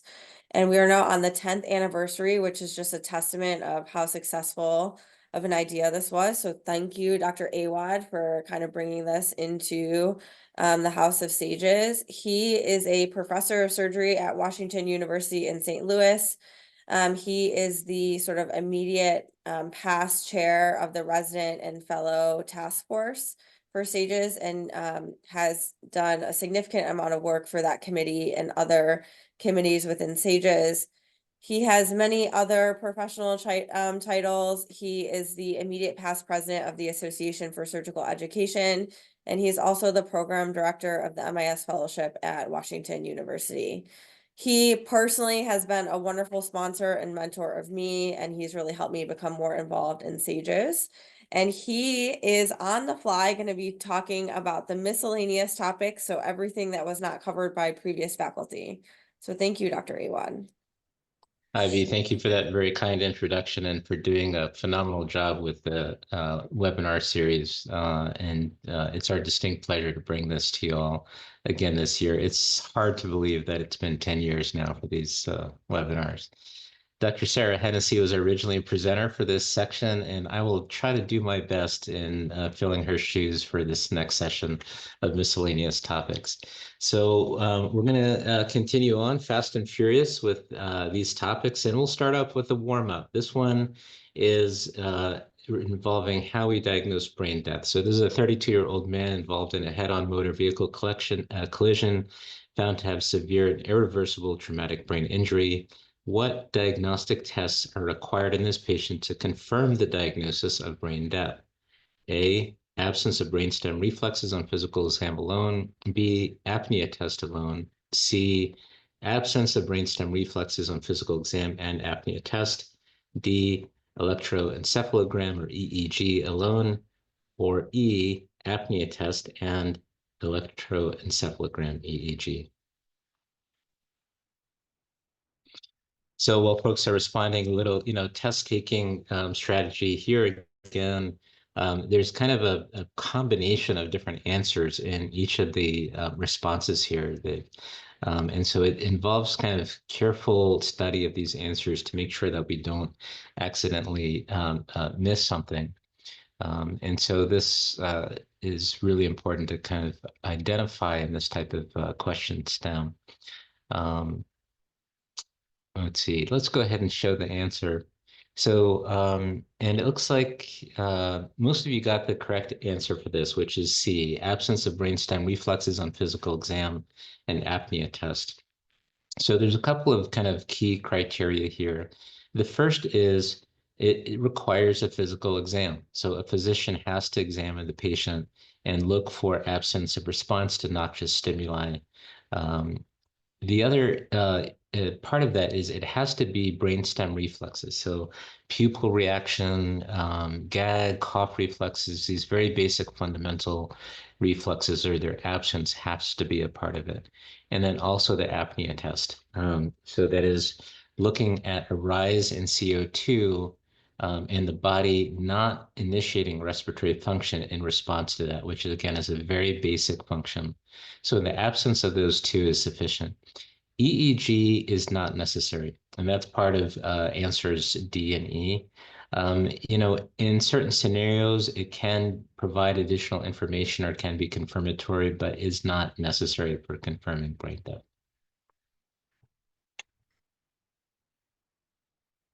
All right, let's go on to the next one. So again, we're going to jump from topic to topic here, but again, these are some good test taking strategies that we'll go over as well. So this one involves how we deal with pacemakers and ICDs. So this is a 67-year-old woman undergoing an emergency exploratory laparotomy for acute abdomen. The anesthesiologist who's interviewing the patient has discovered that she has an implantable cardioverter defibrillator or ICD. Which of the following should be done just prior to starting the operation? A, both the pacemaker and defibrillator should be turned off. B, the pacemaker should be turned off and the defibrillator should be placed in asynchronous mode. C, the defibrillator should be turned off and the pacemaker should be in asynchronous mode. D, the pacemaker should be asynchronous and defibrillator left on. Or E, no change should be made. So again, this question involves a lot of combination of responses that require you to read the questions very carefully. And this is a very important topic in itself and a very common one that shows up on the app site, how we manage the pacer and defibrillators in the perioperative setting. This is also what's notable about this is it's an emergency situation. And so we don't really have time to get kind of records on the type of device or get somebody from the EP team or cardiology team to come and investigate it. So let's go on and look at the answers. So we have some mixed responses on this one, but the correct answer is C. So we'll talk about that. So the defibrillator should be turned off and the pacemaker should be placed in asynchronous mode. The easier part of this is the defibrillator part. So this one you want to make sure is turned off because you don't want inadvertent firing of the defibrillator in the case. When you use electrosurgical energy, it can inadvertently activate the defibrillator, and which would not be good for the patient or for the surgical team. Then the other part of it is what should be done with the pacemaker itself. The pacemaker, you want to be careful, especially if you don't know the patient's history, to turn it off completely because the patient could be pacer dependent. So instead, what we do is we leave it on, but we place it in asynchronous mode. And this asynchronous mode just means that it's going to fire at a fixed rate regardless of the patient's stimulus. And that will help maintain the patient's hemodynamic stability during the case. Again, and typically, if we don't know what the situation is, if we put a magnet over the device, this will kind of default it into those settings of deactivating the defibrillator and having the pacemaker go to its kind of backup mode. So really important topic to know in itself, as well as for the app site and other standardized tests. All right, next question, please. So this one, we're going to go into burn management, specifically topical agents. So this is a 42-year-old alcoholic male with a history of a sulfa allergy with 30% total body surface area, full thickness burns to the chest, neck, and arms after falling asleep while smoking. The most appropriate initial topical agent includes A, bacitracin, B, povidone iodine, C, polymyxin B, D, silver nitrate, or E, silver sulfadiazine.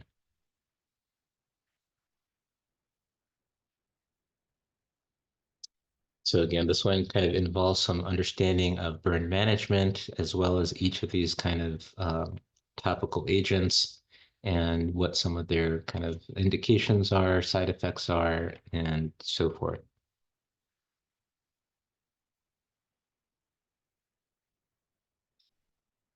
And hopefully you all have been enjoying the TrueLearn feature. We're really excited to be partnering with TrueLearn this year. As you can see, there's a lot of neat features Dr. Haskins has been highlighting throughout. Let's go ahead and show the responses. You can see the responses. It gives the bottom line. It also gives some nice explanations, sometimes with figures and tables. You can even highlight if you grab your cursor and pick a specific sentence or phrase. It will highlight it as well. Yes, so this is a really nice feature. And you can bookmark questions to come back to them. So most of you got this right. The correct answer is D, silver nitrate.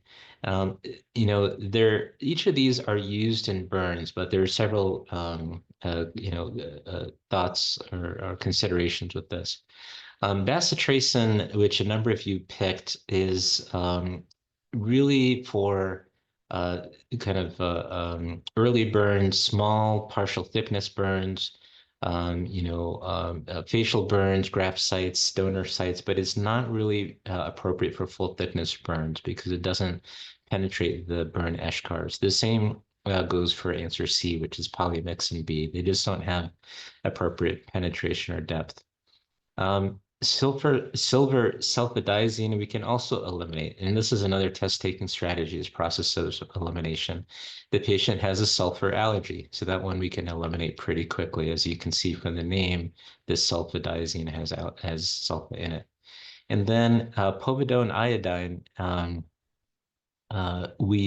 as you know, even from non-burn surgery, right? We don't put this on open wounds because it can cause cytotoxicity. It can make wound healing slower. So this we really don't use. So the correct answer here is indeed silver nitrate. Next question. All right, switching gears again. So here is a 39-year-old man with a history of a Roux-en-Y gastric bypass surgery 3 weeks ago, who has a history of bipolar disorder managed with lithium, presents to the emergency department with worsening nausea without vomiting, fatigue over 2 weeks. Labs include a calcium level of 11.3, magnesium of 2.7, phosphate of 3.8, parathyroid hormone of 16. Which of the following is the most likely cause of the patient's electrolyte abnormalities? A, primary hyperparathyroidism, B, secondary hyperparathyroidism, C, lithium toxicity, D, result of his gastric bypass, E, familial hypocalciuric hypercalcemia. So there's a lot of considerations in this question that we'll go over here together.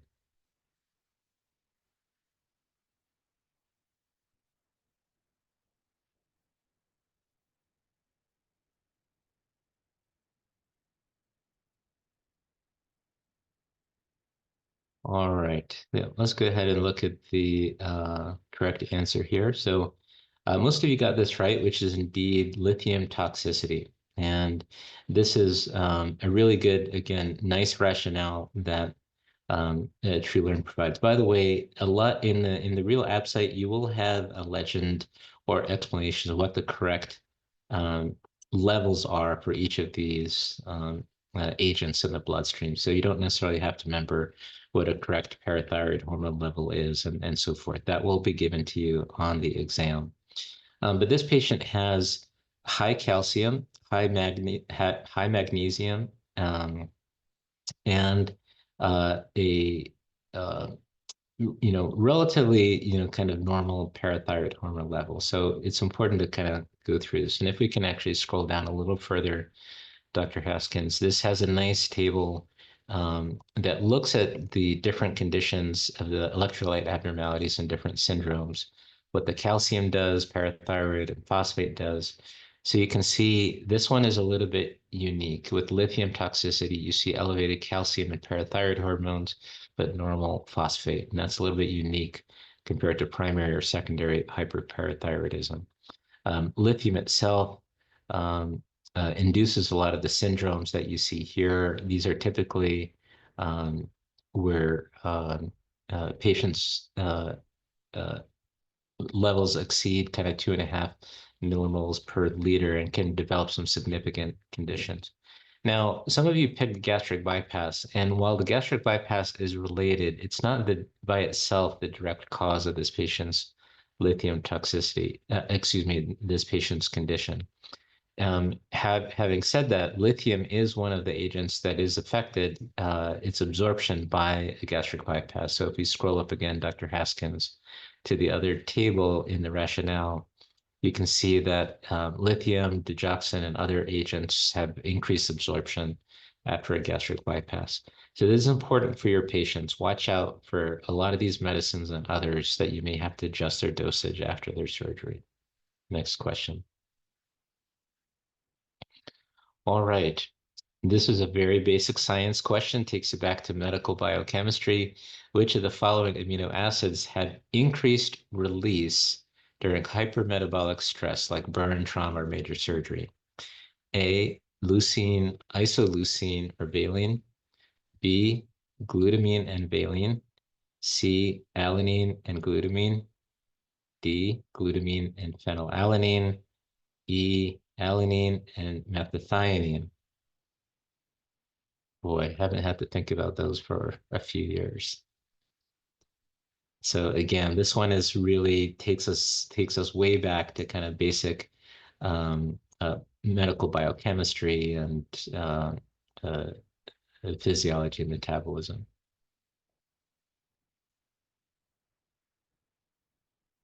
All right, so yeah, let's go ahead and show the correct answer, which is C, which about 2/3 of you got, but there's some distribution.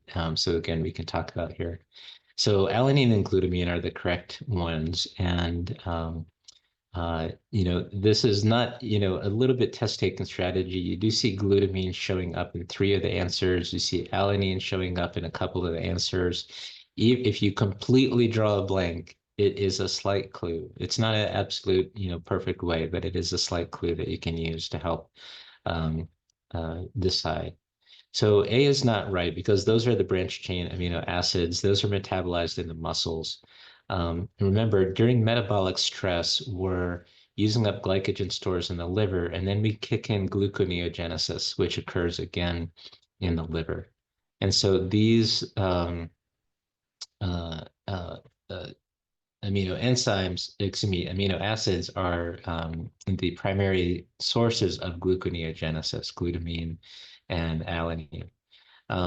Phenylalanine is not changed in hypermetabolic states, nor is methionine, in fact, which is usually decreased. So again, this is just a very kind of basic science, biochemistry, you have to know it kind of question. Next, please. All right, another very common ABSITE question. So which of the following malignancies is associated with Epstein-Barr virus? A, gastric cancer, B, mesothelioma, C, Kaposi sarcoma, D, endometrial cancer, or E, melanoma. Very, very important. Another high yield one. We see these very frequently on the ABSITE.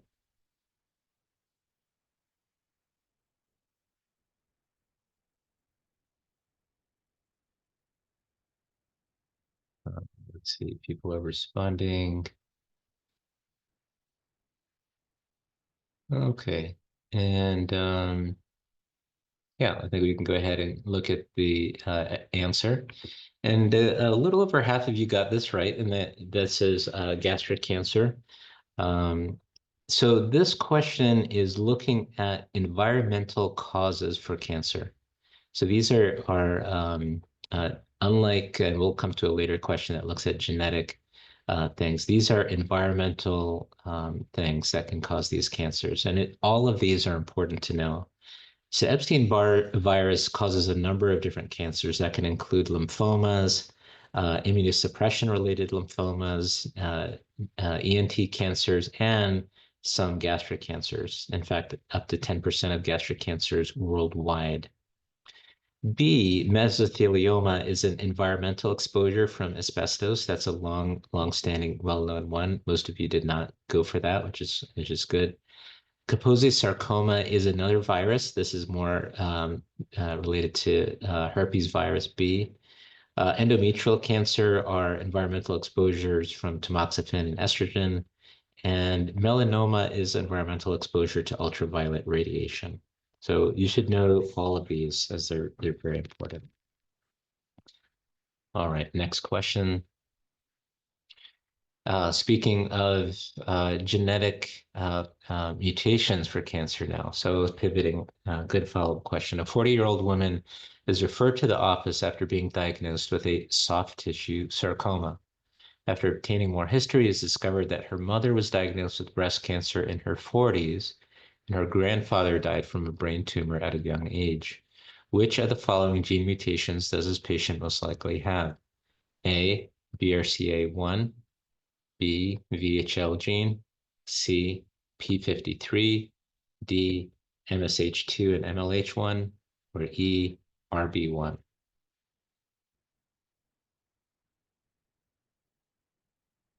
And again, each of these you want to study.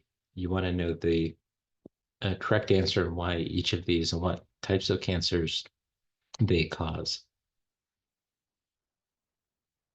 The clues in the stem here is that we have two relatively close relatives with two different types of cancers at a young age. So let's look at the answers here.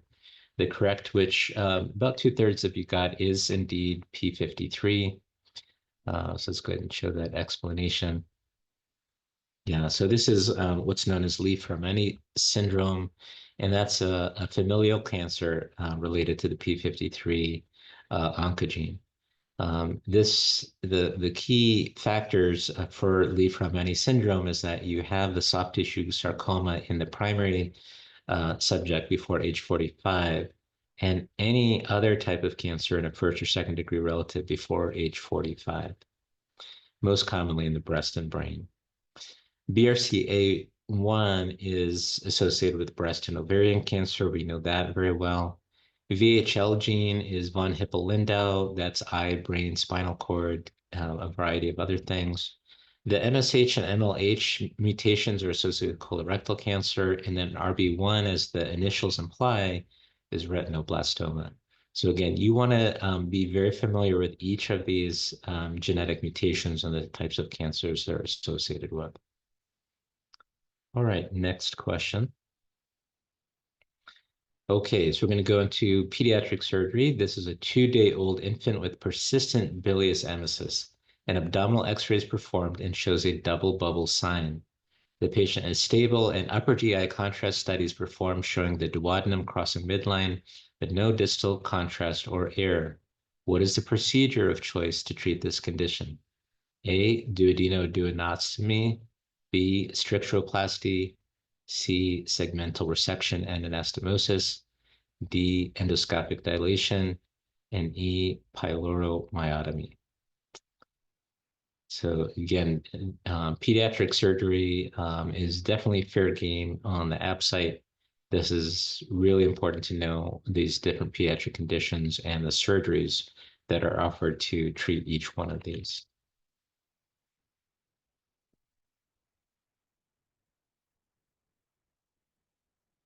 All right, let's go ahead and to the answers. And indeed, as most of you got, the correct treatment for this condition is a duodenostomy. The condition is duodenal atresia. And there are different degrees of duodenal atresia. Sometimes it's a complete atresia where the duodenum just cuts off. Sometimes it's partial. But that double bubble sign is the clue. So that's on an X-ray when you see two bubbles. One is in the stomach and one is in the proximal duodenum. There are other hints in this clue in the stem. One is that the duodenum crosses midline. So what they're trying to tell you is that this is not a malrotation. They're also saying that it's bilious emesis, which is in contradistinction to non-bilious emesis, which is what we see in what condition? Right, in hypertrophic pyloric stenosis. And so it's bilious, so it's getting from the duodenum and backing up. So again, that's all these other surgeries are important to know. Again, TrueLearn has some really nice figures that show you basically with the atresia, we need to connect the duodenum with itself to the part that's disconnected. This is not really a stricture, so stricturoplasty is not relevant. A segmental resection and anastomosis is really overkill. This is like basically a Vipul procedure because you're involving the head of the pancreas. So you can't just simply, resect the duodenum without affecting the head of the pancreas. Pyloromyotomy, again, is for pyloric stenosis, which this is not. So again, good review of some pediatric surgery conditions and treatments. Next question, please.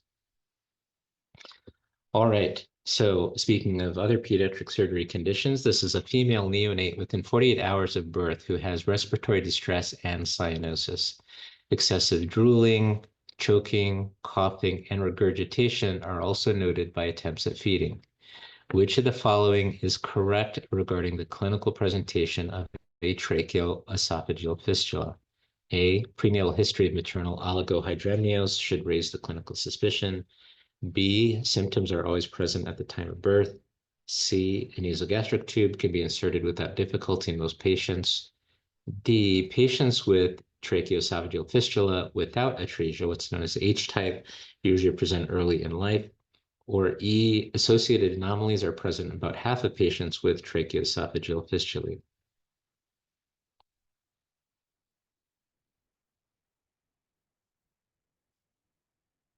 Good. So, again, a couple test taking skills while the folks are answering, right? Notice that a couple of these answers, or at least one of them has always, right? So, answer B says always. That should immediately be kind of a red flag. Very few things in life are absolutes, all or none. So those types of responses should give you some pause. Let's look at the correct answers. And in fact, most of you got this correct, which is E. So a lot of these tracheoesophageal fistulas are associated with other congenital anomalies. A, which is the second most commonly answered one. It's a little bit of a tricky one. You have to read this very carefully. It's actually polyhydramnios, not oligohydramnios, that raises the clinical suspicion. So again, just careful reading of the question. A lot of these are not necessarily symptomatic at the time of birth, especially until they feed not just colostrum but milk. An NG tube is actually not easy to insert in these patients, as you can get kind of these coughing and choking and so forth. And in fact, it's what helps confirm the diagnosis. And these H-type fistulae can present actually later in life and are not immediately known. By the way, the constellation of congenital defects is known as Vacteral. So if you could highlight that, please, Dr. Haskins, in the end of that paragraph there. The Vacteral is that acronym for vertebral anomalies, anorectal malformations, cardiac, tracheoesophageal, renal, and radial limb defects. So remember that one as well. Next question, please. All right, a 3-year-old child presents to the pediatrician after his mom notices a lump in the abdomen during a bath. The child is otherwise healthy without any symptoms. Ultrasound and CT abdomen confirm its renal origin and that it's unilateral. CT scan of the chest does not show any lesions. A diagnosis of Wilms tumor is made. In what order should these structures be ligated during a radical nephroureterectomy? A, renal artery, renal vein, and then the ureter. B, renal vein, renal artery, then the ureter. C, ureter, renal vein, and then the artery. D, gonadal vein, renal artery, and ureter. Or E, inferior vena cava, renal vein, renal artery, and ureter.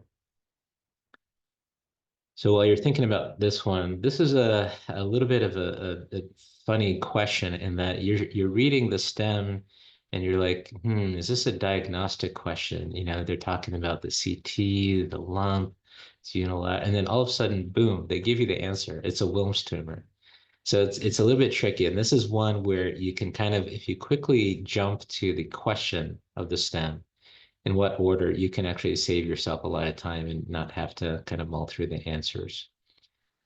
So this is really actually just kind of a technical answer about how we do a nephrectomy and actually applies even for other types of nephrectomies. And I'll give you a hint.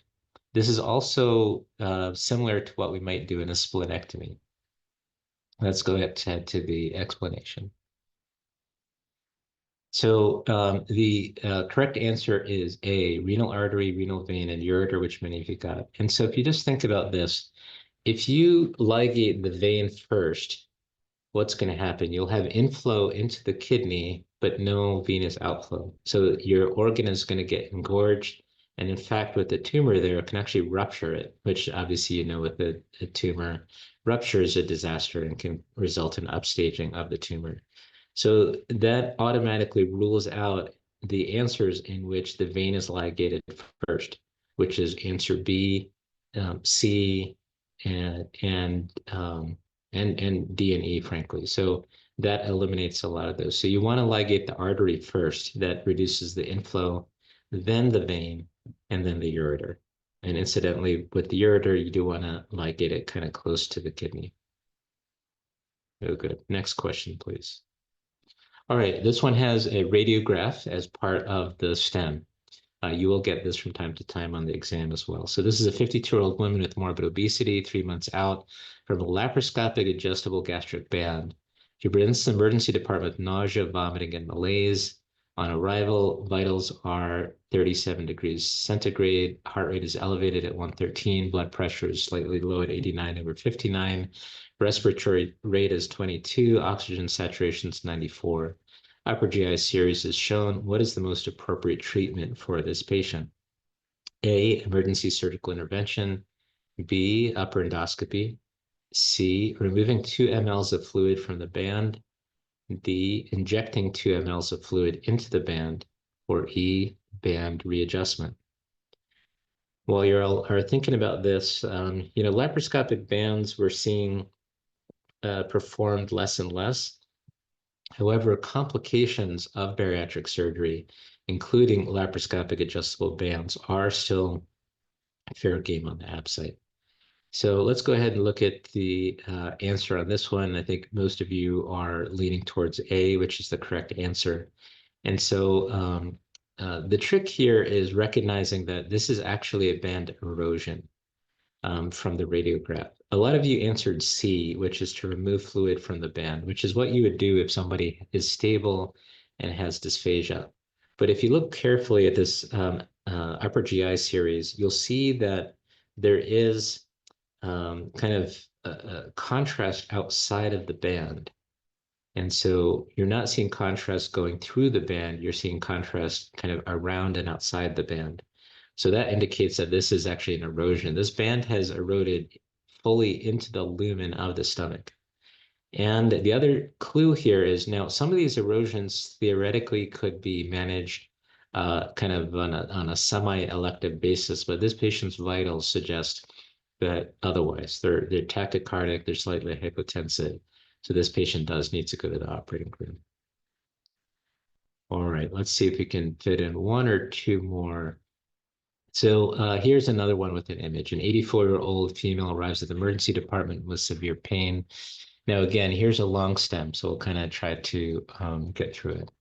Sudden onset of, after an uneventful fall and bruising of the left thigh, severe pain started after a couple hours. Vital signs are as given, heart rate is elevated, temperature is 106, very elevated.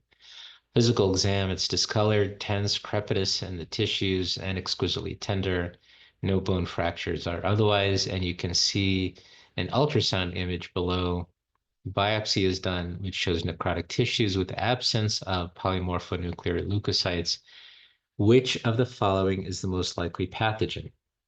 A, Staph aureus, B, Clostridium sordelli, C, Clostridium septicum, D, streptococcal pyogenes, or E, Clostridium perfringens. So here you have to know not only the diagnosis, but the bacterium.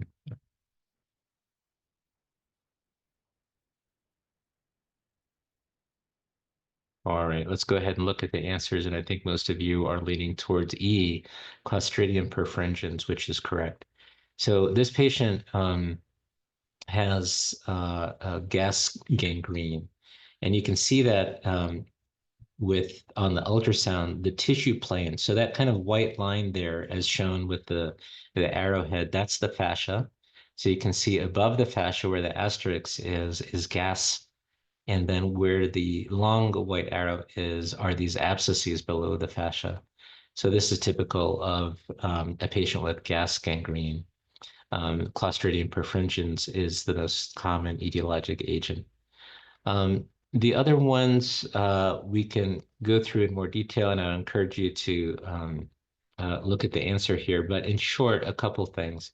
One is that the Staph aureus is typical of PMNLs. So this patient does not have leukocytes on their biopsy. So that's the key differentiator here.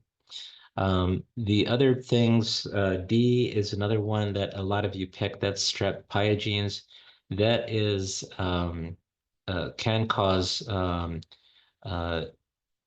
cellulitis, but this one typically is not involving kind of it spares the fascia and the deep muscles. And so it's external to the fascia, more of a cellulitis, not what we see deep to the fascia here. All right. And this one is actually a nice question. It's a big change of pace, which the following describes a meta-analysis. A study in which all existing research on a subject is compiled to generate a summative review of the topic. B, a study which assesses the frequency of disease and frequency of related risk factors at a given time point. C, method of statistical analysis, which pools summary data from multiple studies to more precisely estimate the size and effect, thus improving the strength of the evidence and generalizability of the findings. D, a study which retrospectively assesses a group of people with a given outcome to determine the potential risk factors. Or E, a study which compares the effect of a series of 2 or more treatments on a participant. So again, very different kind of question, but definitely fair game on the app site. And let's go ahead and look at the answer on this one. Again, a lot of you got this right. I'm not going to focus on it. Yes, indeed, a meta-analysis is a statistical analysis where you pool data from multiple studies to try to improve the strength of evidence. The richness in this question is just understanding what each of these things are getting to. So answer A is a systematic review. Answer B is a cross-sectional study. C we talked about as a meta-analysis, D is case control, and E is crossover studies. So here the rationale is even more informative than the question itself. And I would encourage you to really kind of closely study this. And again, you see some great references there. So I think with that, we are at time, and we'll go ahead and conclude the webinar. Well, Dr. Haskins is pulling up these last couple slides. Again, it's been a privilege to host this. We'll invite all of the panelists to turn their cameras back on and rejoin us here. First and foremost, I want to thank all of the panelists for joining us and taking time out of their busy clinical schedules to share with us their expertise and their knowledge. Thank you, thank you, thank you, Vipul, Amy, and Maggie. You did a phenomenal job. I want to thank my co-host, Dr. Haskins, who did a yeoman's effort in helping to prepare this. I want to thank Sages and Betty behind the scenes who helped make this a smooth initiative.